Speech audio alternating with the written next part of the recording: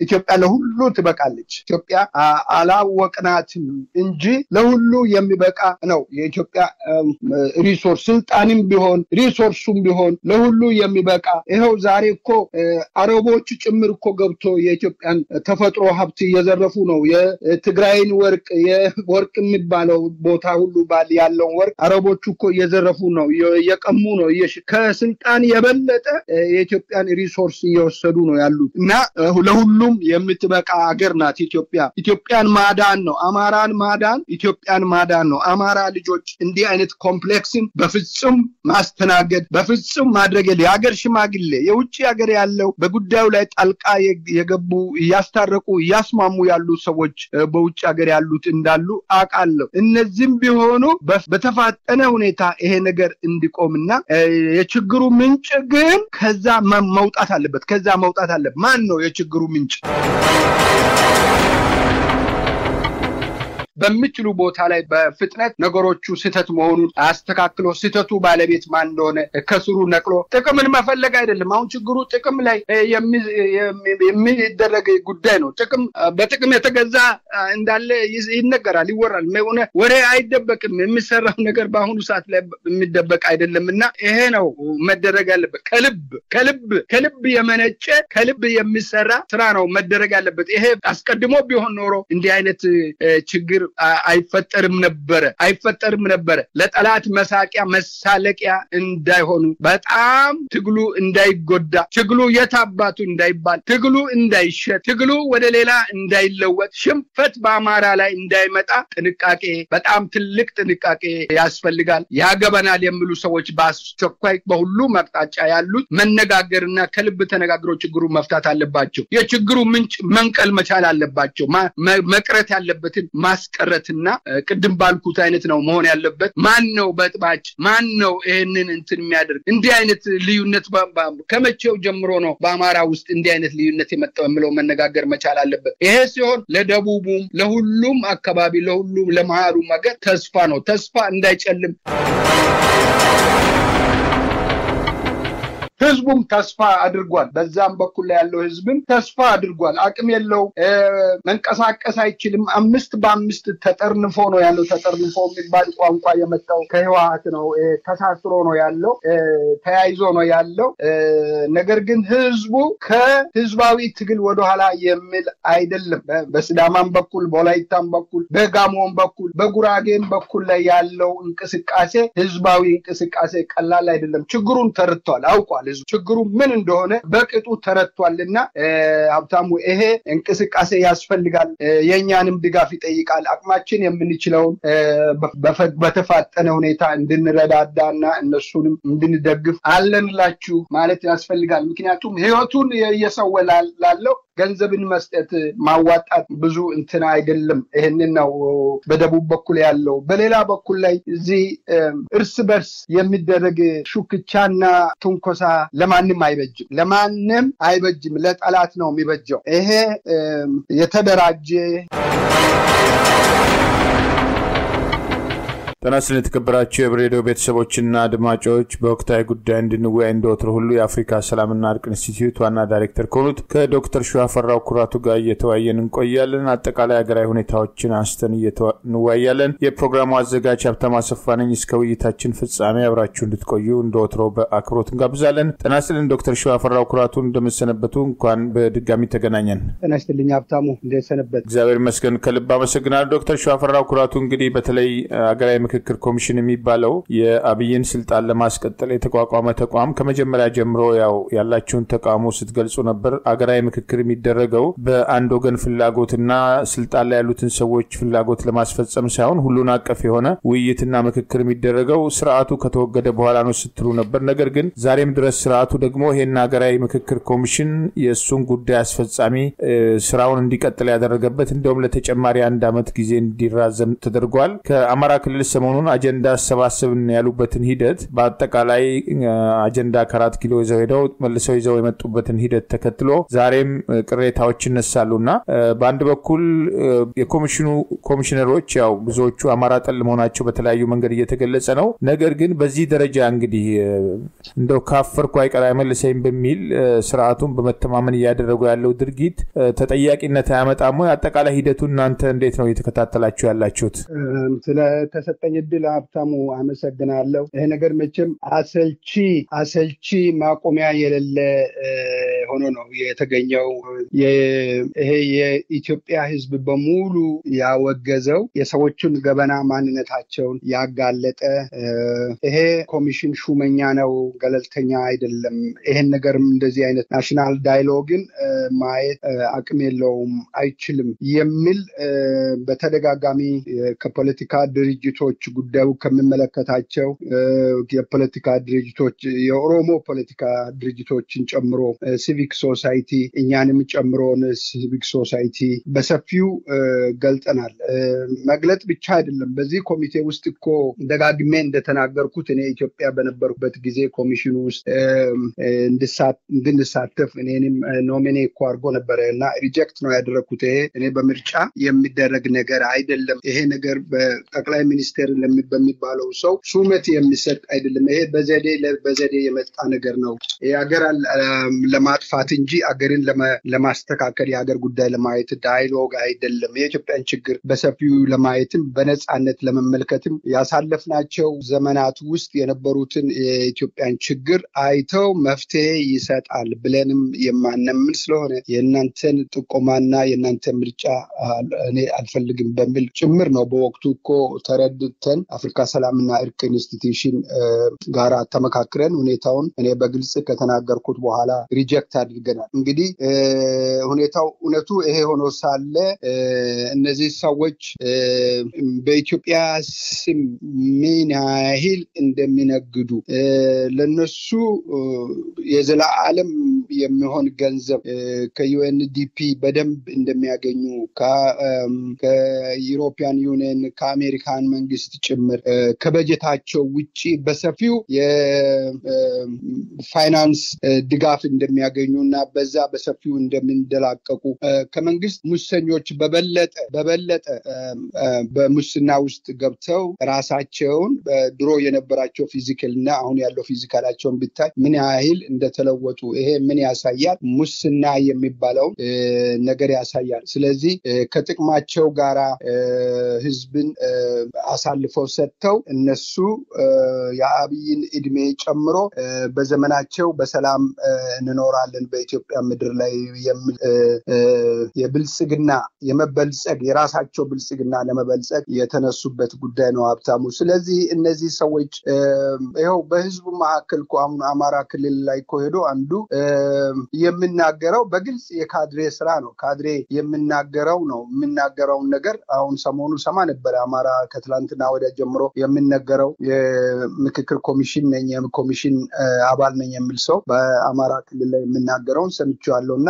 አስደንጋጭ ነው። እንደዚህ አይነት ለአንድ ወገን የወገነ አገር ጉዳይ እንዴት ሊመለከት ይችላል? በፍጹም መሆንና ሊሆን የማይችል ነገር ነውና እነዚህ ሰዎችን ሃይ የሚል ህዝብ ያስፈልጋል። ሃይ አቁሙ የሚል ያስፈልጋል። ይሄ በባህር ዳር ስታዲየም ውስጥ አንድ ኮሌጅ ዩኒቨርሲቲ ውስጥ ስታዲየም ውስጥ ህዝቡን ያሰባሰቡበት ቦታ ላይ የተገኘው ህዝብ እንደሰመነው ሁሉም ሰው እንደየሰማው ካድሬና አበል ተከፍሎላቸው ከባላገር ሰዎችን በዘመድ አዝማድ እየለቃቀሙ ያሰባሰቧቸው ብዙ ገንዘብ አፍሶ ያሰባሰቧቸው ሰዎች መሆናቸውና አማራ ህዝብን እነዛ ሰዎች እንደማይወክሉ እየተገለጠ ያለበት ጉዳይ ነው። ፖለቲካ ድርጅቶችም በአብዛኛው አንመለከትም ብለዋል።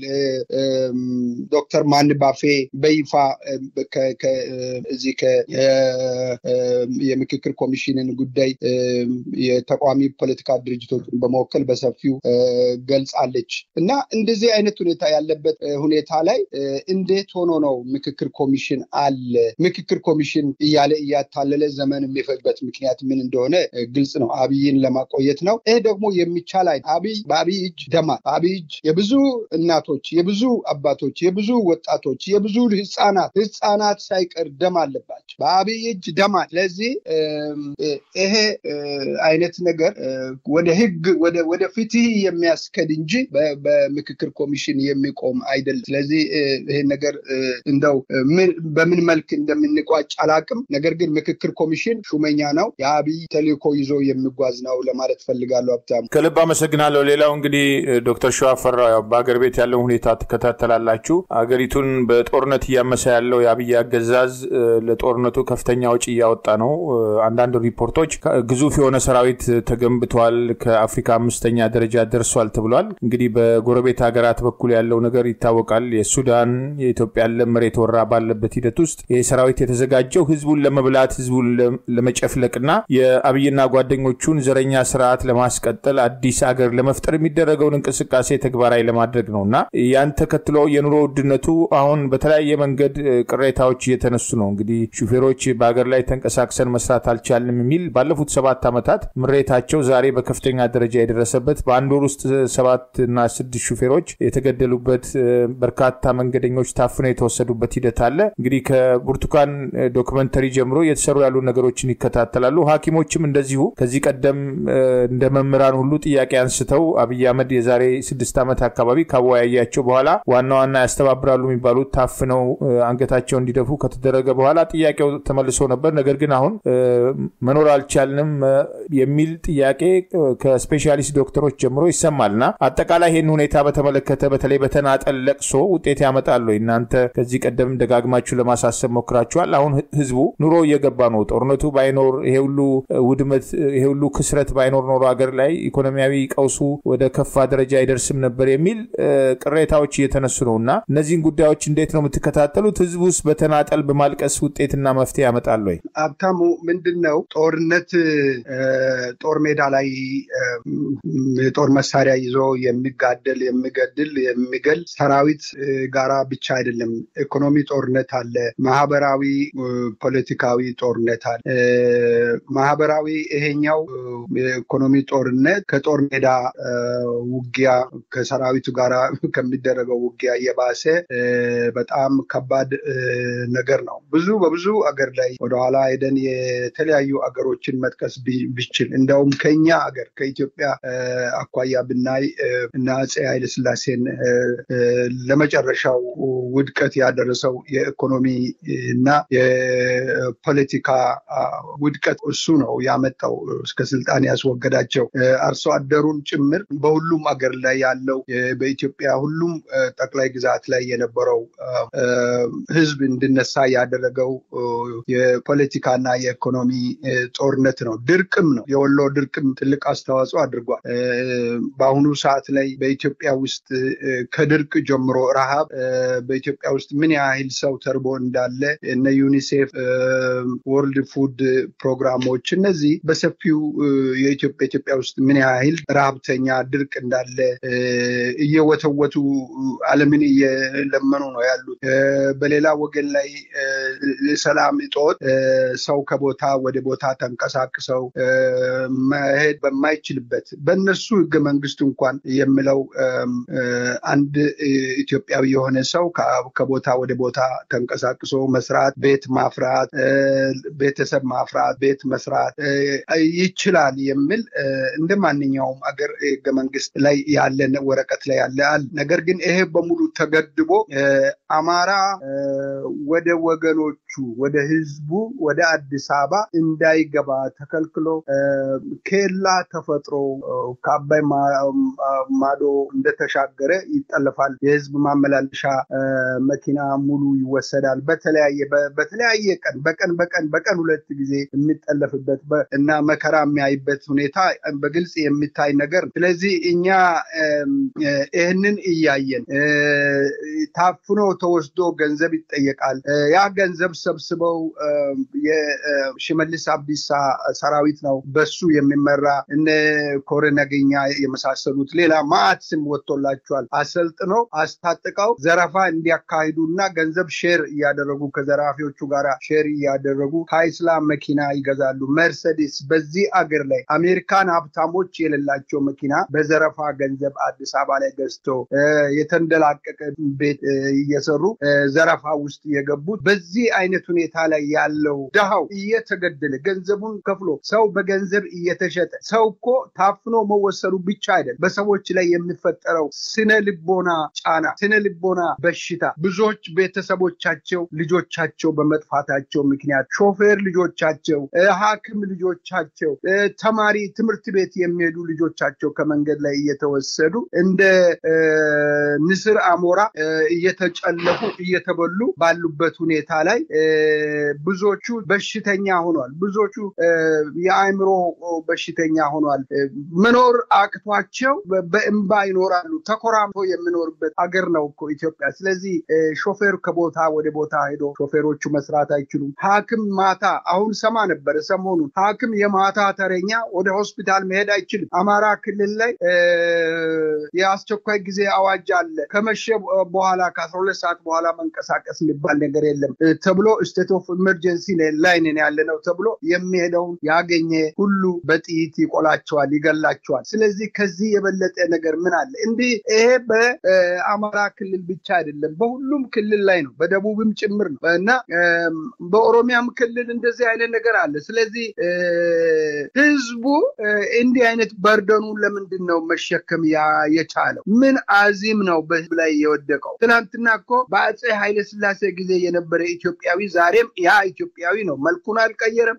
ቋንቋውን አልቀየረም አገሩ ቦታውን ለቆ አልሄደም እዛው ነው ያለው ኃይለ ሥላሴ ላይ አፄ ኃይለ ሥላሴ በወሎ ረሃብ ምክንያት በስልጣን ዘመን መራዘም ምክንያት በተለያየ ነገር ላይ ስነሳ የነበረ ህዝብ ዛሬ ምን ነካው ያ ትውልድ አለ ያ ህዝብ አለ ያ ትውልድ ባይኖር እንኳን አለ አቅም ቢያጣ እርጅና ቢጫጫን እንኳን ልጆች የልጅ ልጆች ዛሬ ወጣቱ ፈጣን ወጣት አለ ዓለምን በደንብ ሁኔታ የሚከታተል በቲክቶክ በሶሻል ሚዲያ በደንብ አርጎ የሚከታተል ዘመኑን የሚከተል ወጣቶች የሚያዩ ወጣቶች አሉ ሲያፍሱ ታፍሰው ሲወስዱ ታስረው አንገቱን ደፍተው ባሪያ ሆነው ይኖራሉ ለምን ምንድነው እንደዚህ ያስፈልገ ስለዚህ የኦሮሞ ወጣት በሙሉ ወደ ማሰልጠኛ በኦሮሚያ ውስጥ ባሉት ማሰልጠኛዎች እየገባ እነ ቡልቡላ ባሉት ማሰልጠኛ በገፍ እየገባ ጦርነት ሄዳለ እየተባለ ወደ ጦርነት እየተመራ ሌላውን ለመግደል ለዝግጅት ለዛ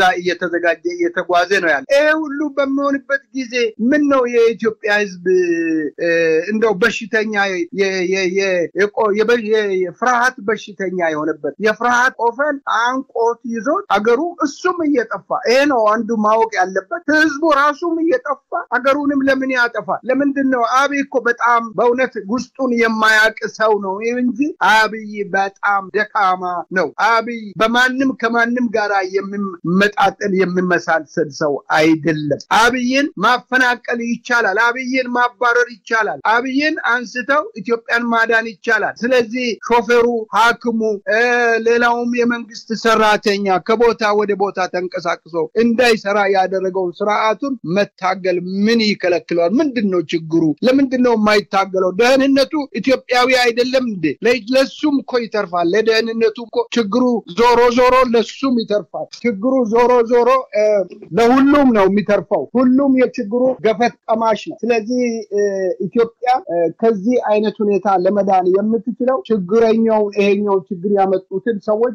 መንቀል ስትችል ብቻ ይሄንን ነው ማድረግ ያለበት ሲቪክ ሶሳይቲ ኃላፊነት አለበት ሀብታም በተለያየ ሁኔታ ላይ በዘር በጎሳ የተደራጀ የሲቪክ ማህበረሰብ ኃላፊነት አለበት ኢትዮጵያን ለማዳን ኃላፊነት ትልቅ ኃላፊነት አለበት ኢትዮጵያን ለማዳን ወገባቸውን ታጥቀው መነሳት ይኖርባቸዋል ያለበለዚያ ታጣው ማናቸውንም የሚለቅ አይደለም ይሄንን ለማስረግጬ መናገር ፈልጋለሁ ትግሉ በሁሉ አቅጣጫ በሁሉ ቦታ ላይ መነሳት አለበት ጉምታ አይደለም አብይ እኮ ነገ ለምርጫ ሲመጣ ተመረጥኩት እኮ ብሎ ይሄን ነገር በደንብ እንዲያዝልኝ ፈልጋለሁ ነገ የሚቀጥለው አመት ላይ ምርጫ አለ ተብሎ ለማስመሰያ ያወሩ ነው ይሄ ምርጫ የሚባል ነገር ላይ አብይ እኮ ተመረጥኩት ብሎ ምርጫው እንደ ልማዱ አጭበርብሮ እንደገና ሊመጣም ይችላል። ስለዚህ ይሄንን ከወዲሁኑ አውቆ ህዝቡ ወገቡን ታጥቆ አትልም ብሎ መነሳት አለበት። መቼ ነው ይሄ የሚሆነው? መቼ ነው ይሄ መደረግ ያለበት? ዛሬ ነው፣ ነገ ነው። ከዛ በላይ መሄድ የለበትም አገሪቱን ለማዳን። አሰፋ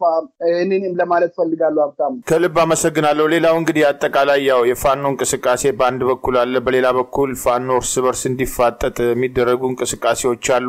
በአጠቃላይ እንቅስቃሴው ባለፈው አንስተውታል። የደቡብ ፋኖ ደግሞ ተስፋ ሰጪ እንቅስቃሴዎች አሉ። ወደ ሌሎች አካባቢዎችም ትግሉን ለማስፋት የሚደረጉ ሙከራዎች አሉና በዚህ ረገድ በተለይ እንግዲህ ፋኖ ያለበትን አደራ ለመወጣት የሚያደርገው እንቅስቃሴ አለ። የአማራ ህዝብ ህልውና ጉዳይ አለ። የደቡብ ኢትዮጵያ ፋኖችም በደቡብ ህዝቡን ለመጨፍለቅ የሚደረገው እንቅስቃሴ በኢኮኖሚ ወደ ኋላ እንዲቀር የተደረገበትን ሆን ተብሎ በጀት የለም በሚል ጭምር ዛሬ ሰራተኛ ደሞዝ መክፈል አቅቷቸው መምህራንና ጤና ጣቢያ ሰራተኞች በተለያዩ አካባቢዎች ከስራ ገበታ ውጭ የሆኑበት ተማሪዎች ቤት የዋሉበት ሂደት ሁሉ ባለፈው ዓመትም ዘንድሮም ትልቅ ፈተና የሆነበት እንቅስቃሴ አለና በተለይ ፋኖን እንቅስቃሴ ተከትሎ በአንድ በኩል ህዝቡ ብዙ ተስፋ የማድረግ ጉዳዮች አሉ። የዛን ያህል ግን እንቅስቃሴውን የመደገፍ የመከታተል የማገዝ ጉዳዮች የሉም። በሌላ በኩል ደግሞ ፋኖን እርስ በርስ ለማጋጨት የሚደረጉ ሙከራዎች አሉና እነዚህን ጉዳዮች እንዴት ነው እየተከታተሉ ያሉት? በተለይ ከደቡብ ኢትዮጵያ ፋኖች ጋር በቅርብ ስለሚሰሩ ያሉ ወቅታዊ ሁኔታዎችን እንዴት ነው የምታያቸው? ሀብታሙ መልካም ጥሩ ጥያቄ ነው ያነሳው። አንድ ነገር ለማለት ፈልጋለሁ። ከልብ ኢትዮጵያን የሚወድ ኢትዮጵያዊ የሆነ ሁሉ ሀገሬ ትዳን የሚል ከሆነ አንድ ነገር ለማድረግ ፈልጋለሁ። እኛ አንድ በተለይ የደቡብ ፋኖ በአሁኑ ሰዓት ላይ ልጅ ነው፣ ገና እንጭጭ ነው። በመስከረም በአሁኑ በዚህ ባለፈው በኢትዮጵያ መስከረም ላይ ነው የተመሰረተው። ጥቂት መሳሪያ ይዞ ነው እንቅስቃሴ የጀመሩት። ሰሞኑን 7 መኪና ሙሉ ወታደር ወደዛ ወደ ደቡብ አቅጣጫ ሄዷል። ወደ ፋኖቹ ወዳሉበት መከላከያ ተልኳል። ከነሱ ጋራ በመፋጠጥ ላይ ናቸው ያሉት። እዚህ ላይ እነሱን የገጠማቸው ችግር አለ። እነዚህ ልጆች ተዋግተው እነዚህኞቹን ሰራዊቱን የተወሰኑትን ደምስሷቸው ሌሎቹን አቁስለው በደፈጣ ውጊያ ከደረሰን ሪፖርት አብዛኛው አርባ ምንጭ ሆስፒታል እና ጂንካ ሆስፒታል እንደገቡ ይናገራል። በወዲህም በኩል ላይ ጦርነት ነው። በጦርነት መቁሰል መሞት አለ። በፋኖቹም በኩል እንደዚህ አይነት ችግር ገጥሟቸዋል። አሁን እነዚህ ፋኖቹን እንደ አማራ ፋኖ ተደራጅተው ተዘጋጅተው የሚረዳ ሰው የለም እና አልፎ አልፎ አንዳንድ ከሰማይ አካባቢ ከፋኖ አካባቢ የሚላክላቸው መተኮሻ አንዳንድ ነገሮችን ከዛ ነው የሚጠቀሙት እና ችግር ገጥሟቸዋል እና ይሄን ችግር መፍታት የሚችለው ውጪ ያለው ህዝብ ነው። ምክንያቱም ፋኖ የራሱ ዲፖ የለውም፣ የራሱ ሎጂስቲክ የለውም። መብላት ይፈልጋል፣ አቅም መገንባት ይፈልጋል። መተኮሻውን ጥይት የሚሉትን ነገር መግዛት ያስፈልጋቸዋል። በዚህ ጉዳይ ላይ ተደጋጋሚ ውትወታ አቅርቦልናል። እኛም በተለያየ ቦታ ላይ ሰዎችን ኮንታክት እያደረገን ነው ያለነው። ለነሱ የሚደረግ ማናቸውንም አይነት በህጋዊ ሁኔታ በተለይ ውጭ ሀገር በኦዲት የተደገፈ ለዚህ ጉዳይ ደግሞ ይሄንን ፋይናንስ ጉዳይ እንዲያሰባስቡ ሻለቃ ዳዊት ወልደ ጊዮርጊስን ወክሏል። በግልጽ ለመናገር ፈልጋለሁ። ሻለቃን ወክሏል። እነሱ እኛም ሻለቃን እንዲወክሉ ብለናል። በዚህ በፋይናንስ ኮሚቴ ውስጥ የደቡብ ፋኖን ለመርዳት ሻለቃ ዳዊትን ኮንታክት እንዲያደርጉ አደራ ለማለት ፈልጋለሁ። እነሱም ከሌላም አቅጣጫ አደራ ተሰጥቷቸዋል እርሳቸውም ለኛ። ስለዚህ በአሁኑ ሰዓት ላይ መስመር ላይ ናቸው ያሉት ሰዎች፣ ውጊያ ላይ ናቸው ያሉት። ፍለፊት ላይ ወጥተው ራሳቸውን ብዙ እንትን እንዳያደርጉ በደፈጣ ውጊያ እንዲያካሂዱ ምክር እየተሰጣቸው በዚህ ላይ ናቸው ያሉት። ነገር ግን ስንቅ ያስፈልጋል፣ መተኮሻ ማሸነፊያ ገንዘብ ያስፈልጋል። እነዚህ የደቡብ ብቻ ሳይሆኑ የደቡብ ኢትዮጵያ ፋኖች ናቸው። እኛ ሁላችንን መርት ያደርገን እንድናግዛቸውም የረዳን ይሄ ነው። ኢትዮጵያ የሚለው የደቡብ ኢትዮጵያ የሚለው ስያሜ ስላለ ነው እኛ ሁላችንም እዛ ላይ ኢንቮልቭድ የሆነው። የብሔር አይደሉም፣ የጎሳ የአንድ ጎሳ አይደሉም፣ የአንድ አካባቢ አይደሉም፣ የሁሉም ነው። የሁሉም ኢትዮጵያዊ ፋኖች ናቸውና እነዚህ ወጣቶች የሰለጠኑ የቀድሞ ሰራዊትም ናቸው። ይሄንን በደንብ ማስረዳት ፈልጋለሁ። የሰለጠኑ የተዘጋጁ የደቡብ ኢትዮጵያ ወታደሮች የቀድሞ ወታደሮች ናቸው። እነዚህ ብቁ ሰራዊት ናቸው። በቅርብ ጊዜ ውስጥ እነ አብይ አህመድ ቀንሷቸው ከውትድርና የቀነሷቸው ሰዎች ናቸው። ብቁ ሰዎች ናቸው። በተለያየ ሙያ ወታደራዊ ሙያ የሰለጠኑ ሰዎች ናቸው። አሰልጣኞች ናቸው። አብዛኛው ለጦር ሜዳ የሚሄዱ ልጆችን የሚያሰለጥኑ ብቁ የጦር ሜዳ ልምድ ያላቸው ሰዎች ናቸው። አሁን ለጊዜው ግን የገጠማቸው ቻሌንጅ እዚህ አይነት አሁን የሚሏቸው አይነቶች አሉ። ምንድነው የሚባለው? 50 ሎሚ ለአንድ ሰው ሸክም ነው፣ ለ50 ሰው ግን ጌጥ ነው እንደሚባለው እነዚህን ሰዎች ለመርዳት የሚያስችል በሻለቃ ዳዊት በኩል ላይ ፈጣን ምላሽ ለማግኘት አሳስቦናል። ይሄንን አስረግጬ መናገር ፈልጋለሁ። ህዝቡም ተስፋ አድርጓል። በዛም በኩል ላይ ያለው ህዝብም ተስፋ አድርጓል። አቅም የለው፣ መንቀሳቀስ አይችልም። 5 በ5 ተጠርንፎ ነው ያለው። ተጠርንፎ የሚባል ቋንቋ የመጣው ከህወሓት ነው። ተሳስሮ ነው ያለው፣ ተያይዞ ነው ያለው። ነገር ግን ህዝቡ ከህዝባዊ ትግል ወደ ኋላ የሚል አይደለም። በስዳማም በኩል በወላይታም በኩል በጋሞም በኩል በጉራጌም በኩል ላይ ያለው እንቅስቃሴ ህዝባዊ እንቅስቃሴ ቀላል አይደለም። ችግሩን ተረድቷል፣ አውቋል። ህዝቡ ችግሩ ምን እንደሆነ በቅጡ ተረድቷልና ሀብታሙ ይሄ እንቅስቃሴ ያስፈልጋል።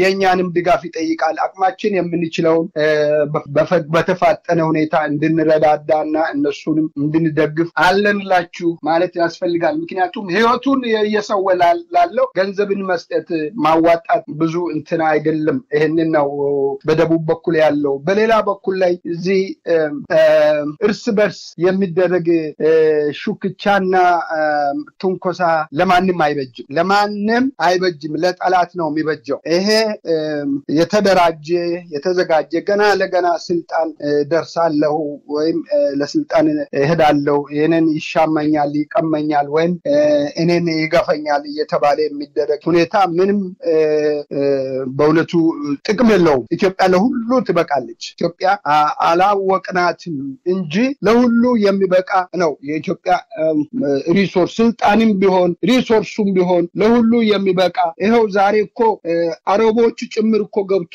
የኢትዮጵያን ተፈጥሮ ሀብት እየዘረፉ ነው። የትግራይን ወርቅ የሚባለው ቦታ ሁሉ ባል ያለው ወርቅ አረቦቹ እኮ እየዘረፉ ነው፣ እየቀሙ ነው።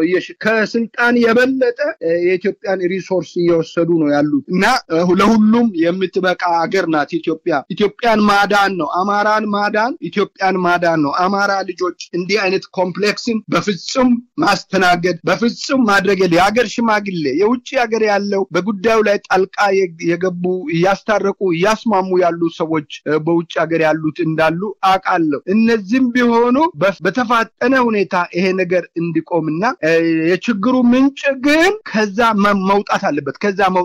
ማን ነው የችግሩ ምንጭ? ለምንድነው እውነት መናገር ያቃተን? ለምንድነው እውነት ላይ የማንቆመው? አንዴ እውነት እኮ መናገር ነውር አይደለም። እውነት መናገር እኮ ስርቆት አይደለም። እውነት መስራት እኮ ማለት ውሸት ማለት አይደለም። እውነት ነው፣ ማይሻር ነው እውነት። ስለዚህ ማን ነው ለዚህ ያደረሰ?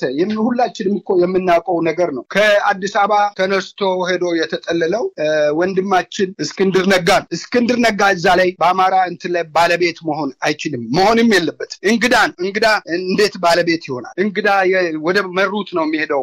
ተኛ ባሉበት ይተኛል፣ ተነስ ባሉበት ይነሳል እንጂ እንግዳ ሰው ባለቤት አድርጉኝ አይልም፣ ባለቤት መሆን አይችልም። ስለዚህ መከፋፈሉ ከዚህ ነው የመጣው፣ ትንኮሳውም ከዚህ ነው የተጀመረው እና ይሄ ነገር ሀይ ሊባል ይገባል።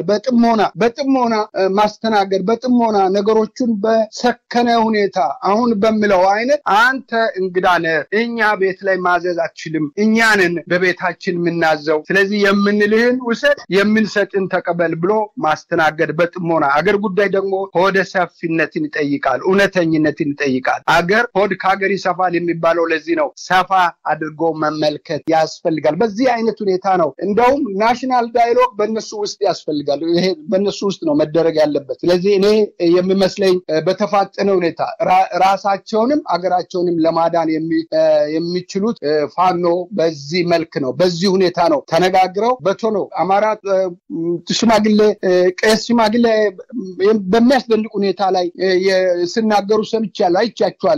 እነዚህ የአማራ ሽማግሌዎች አዋቂዎች ናቸው፣ አገር ማስታረቅ የሚችሉ ሰዎች ናቸውና ያለፈው ትተው አሁን ባለው ሁኔታ ላይ በተረጋጋ በበሰለ በጥሞና ሁሉንም ማረጋጋት ሁሉንም ወደፊት መሄድ የሚችልበት ሁኔታ ላይ ነው መሄድ አለበት። አንድ ነገር የሚታወቃል ሁላችንም የምናውቀው ነው። አማራ ደምን በደም የሚልጎን እንትናለው። ይሄ ቢቀር ጥሩ ነው፣ ይሄ ቢቀር ጥሩ ነው እና ሌላው ችግር ውስጥ ሳይገባ በሁኔታው ዘዴው በዘዴ ነገሮችን ማስተካከልና በተፋጠነ ሁኔታ በሚችሉ ሁኔታ ላይ ተሰባስበው በሚችሉ ቦታ ላይ በፍጥነት ነገሮቹ ስህተት መሆኑን አስተካክሎ ስህተቱ ባለቤት ማን እንደሆነ ከስሩ ነቅሎ ጥቅምን መፈለግ አይደለም። አሁን ችግሩ ጥቅም ላይ የሚደረግ ጉዳይ ነው። በጥቅም የተገዛ እንዳለ ይነገራል፣ ይወራል። ወሬ አይደበቅም። የሚሰራው ነገር በአሁኑ ሰዓት ላይ የሚደበቅ አይደለምና ይሄ ነው መደረግ ያለበት። ከልብ የመነጨ ከልብ የሚሰራ ስራ ነው መደረግ ያለበት። ይሄ አስቀድሞ ቢሆን ኖሮ እንዲህ አይነት ችግር አይፈጠርም ነበር። ለጠላት መሳቂያ መሳለቂያ እንዳይሆኑ በጣም ትግሉ እንዳይጎዳ፣ ትግሉ የታባቱ እንዳይባል፣ ትግሉ እንዳይሸጥ፣ ትግሉ ወደ ሌላ እንዳይለወጥ፣ ሽንፈት በአማራ ላይ እንዳይመጣ ጥንቃቄ፣ በጣም ትልቅ ጥንቃቄ ያስፈልጋል። ያገበናል የሚሉ ሰዎች በአስቸኳይ በሁሉም አቅጣጫ ያሉት መነጋገርና ከልብ ተነጋግረው ችግሩ መፍታት አለባቸው። የችግሩ ምንጭ መንቀል መቻል አለባቸው። መቅረት ያለበትን ማስቀረትና ቅድም ባልኩት አይነት ነው መሆን ያለበት። ማን ነው በጥባጭ? ማን ነው ይሄንን እንትን የሚያደርግ? እንዲህ አይነት ልዩነት ከመቼው ጀምሮ ነው በአማራ ውስጥ እንዲህ አይነት ልዩነት የመጣው የሚለው መነጋገር መቻል አለበት። ይሄ ሲሆን ለደቡቡም ለሁሉም አካባቢ ለሁሉም ለማሩም ሀገር ተስፋ ነው። ተስፋ እንዳይጨልም አደራ ለማለት ፈልጋለሁ። ሀብታሙ ከልብ አመሰግናለሁ። ዶክተር ሸዋፈራው ኩራቱ እንደወትሮ ሁሉ ወደፊትም በሌሎች ወቅታዊ ጉዳዮች እንወያያለን። መልካም ቀሪ ጊዜ ይሁንልዎ። እግዚአብሔር ይስጥልኝ ሀብታሙ፣ አመሰግናለሁ። አሜን። እግዚአብሔር ይስጥልን። ክቡራን የህብር ሬዲዮ ቤተሰቦችና አድማጮች ስታደምጡ ለቆያችሁ ምስጋናችን ይድረሳችሁ። የህብር ሬዲዮ ኦፊሻል ዩቲዩብ ቻናላችንን ሰብስክራይብ ያላደረጋችሁ ሰብስክራይብ በማድረግ በተጨማሪም የደውል ምልክቱን በመጫን የህብር ሬዲዮ ቤተሰብ እንድትቀላቀሉ በአክብሮት እንጋብዛለን። እንደወትሮ ሁሉ የህብር ሬዲዮ ቤተሰቦች ፕሮግራሞቻችንን ላይክ በማድረግ ሼር በማድረግ አስተያየቶቻችሁን በመስጠት አብሮነታችሁን ትገልጹ በአክብሮት እንጠይቃለን። በድጋሚ እናመሰግናለን። ጤና ይስጥልን። ቸር እንቆይ።